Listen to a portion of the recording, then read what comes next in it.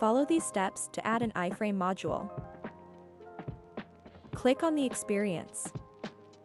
Once the experience loads, click on the Build Experience section. You will see various modules over here. Click on the iframe module option and drag it to this designated section. Click on the module name drop-down and click on the new module. Enter module name, enter call to action to set up iframe. Click on the embed type drop-down and select the option. If you want to embed a website, click on the URL option and enter your destination URL. In this option, you have the flexibility to include additional custom attributes. Feel free to keep it empty if you prefer not to include anything in this section. Click Save. Now let's view your newly added iframe module.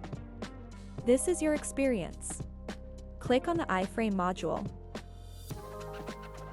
This is the website embedded using an iframe. Another alternative available to you is embedding raw HTML. Here, I am entering iframe content in the form of raw HTML. Click Save. Now let me demonstrate your newly created experience.